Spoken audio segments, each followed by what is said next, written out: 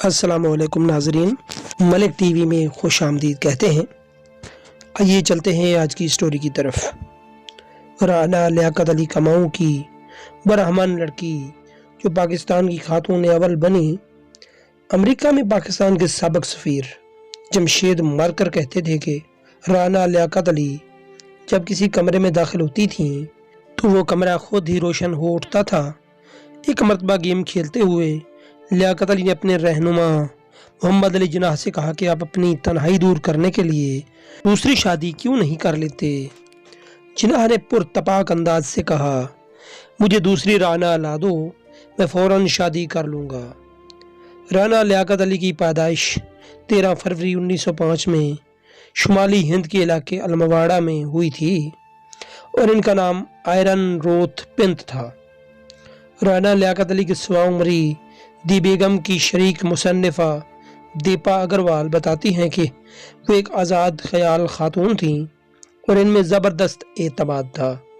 86 साल की इस अपनी ज़िंदगी में उन्होंने 43 बार इंडिया में जबकि 43 साल का ही अरसा पाकिस्तान में गुजारा। जिनाह से लेकर जनरल ज़ियाउल हक तक सभी के सामने वो अपनी बात कहने से कभी नहीं हिचकिचाईं। एमए की अपनी क्लास में वो अकेली लड़की थीं और लड़के उन्हें तंग करने के लिए इनकी साइकिल की हवा निकाल देते थे।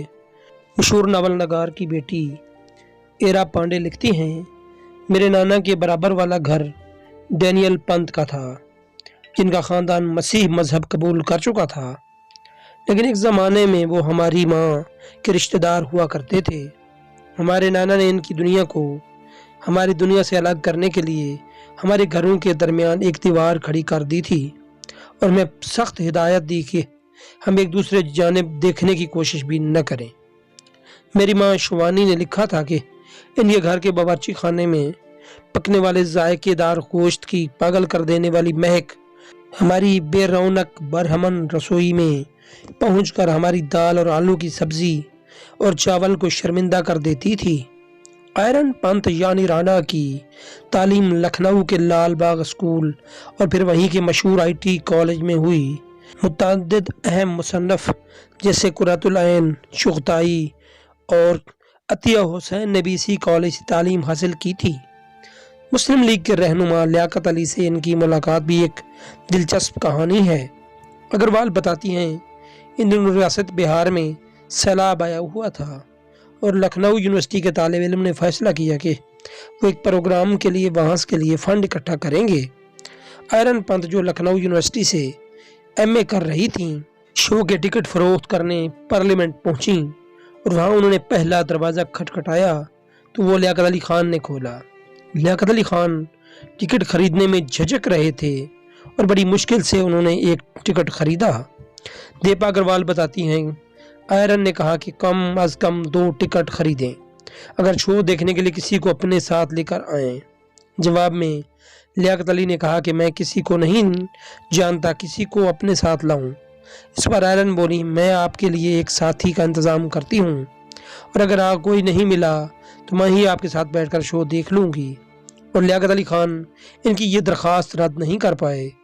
लियाकत अली खान लेजिस्लेटिव असम्बली के सरबराह मुंतखब हुए तो आयरन ने इन्हें ख़त लिखकर मुबारकबाद दी।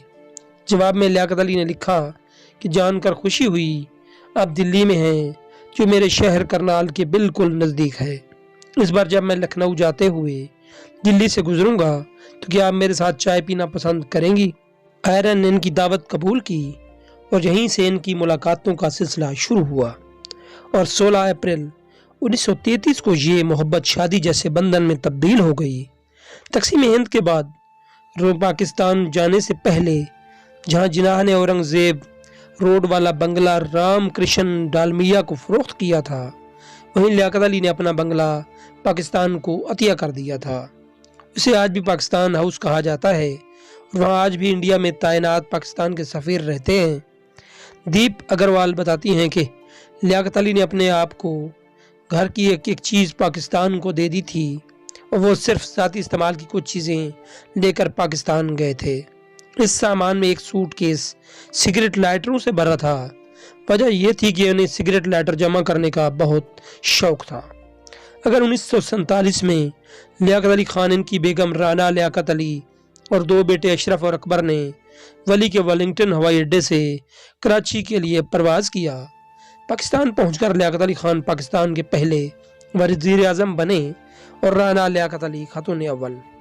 ابھی 4 سال ہی گزرے تھے کہ راولپنڈی میں ایک جلسے میں خطاب کے دوران لیاقت علی کو قتل کر دیا گیا۔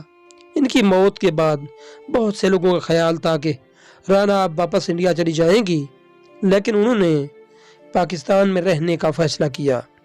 کتاب دی بیگم کی مشترکہ مصنفہ تہمینہ عزیز ایوب بتاتی ہیں کہ ابتدا میں وہ بہت پریشان تھیں اور گھبرائی بھی کہ اب کیا کروں گی، کیونکہ لیاقت علی خان ان کے لیے کوئی پیسہ یا جائیداد چھوڑ کر نہیں گئے تھے۔ ان کے اکاؤنٹ میں محض 300 روپے تھے اور ان کا بڑا مسئلہ بچوں کی پرورش اور ان کی تعلیم تھی۔ 1905 میں ان کی پیدائش کی تاریخ 13 فروری ہے، جبکہ 13 جون 1990 کو بیگم رانا لیاقت علی خان اس دنیا سے رخصت ہوئیں اور انہیں قائد اعظم کے مزار کے احاطے میں اپنے عظیم شوہر اور نواب زادہ لیاقت علی خان کے پہلو میں آسودہ خاک کر دیا گیا۔ ناظرین، اگر ہماری سٹوری پسند آئی ہو تو ہمارے چینل کو سبسکرائب کیجئے اور لائک کا بٹن دبا دیجئے۔ شکریہ۔